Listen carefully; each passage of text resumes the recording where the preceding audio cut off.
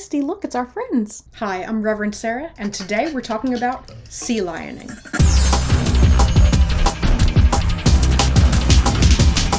The term sealioning comes from the comic Wondermark by David Malky.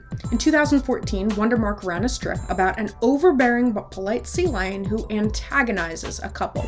Here's the strip.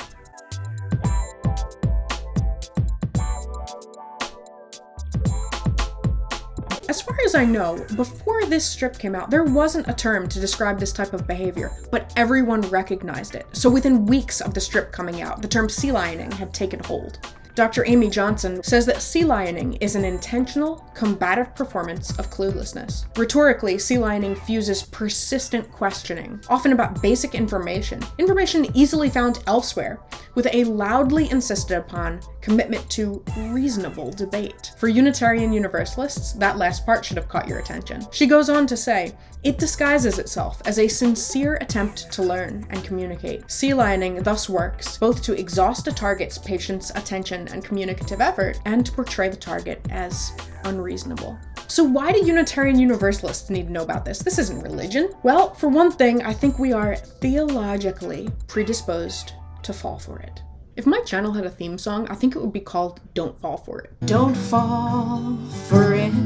On our Unitarian side, we want to believe in the power of healthy, reasoned debate. On our Universalist side, we want to believe that people can learn and they can do better if only we're willing to help them. And a lot of our church covenants contain a line about assuming that others act in good faith, or assuming that others behave with good intentions.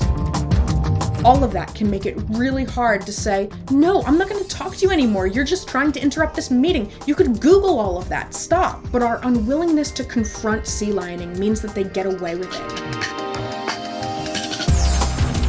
Another reason I think Unitarian Universalists need to be familiar with sealioning as a tactic is that it's frequently used as an obstacle to racial justice work. As a trigger warning, the examples I'm about to give can be really hurtful.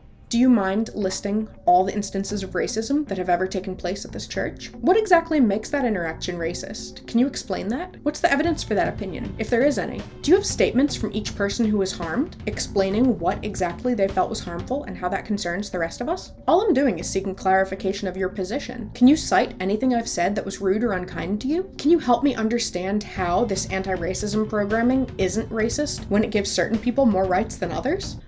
You don't need to answer any of those questions. The thing about sealioning is, there is no right answer.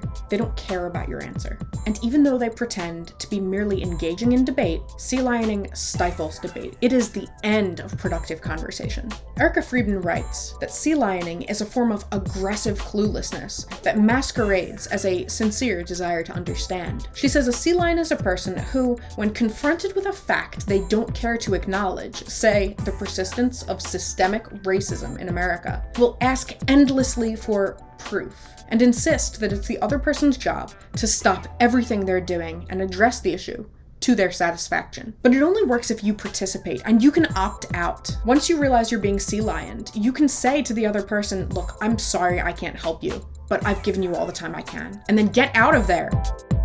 At that point, they'll probably claim that since you're clearly unwilling or unable to back up your claims with facts, then your argument must not be valid. Don't fall for it!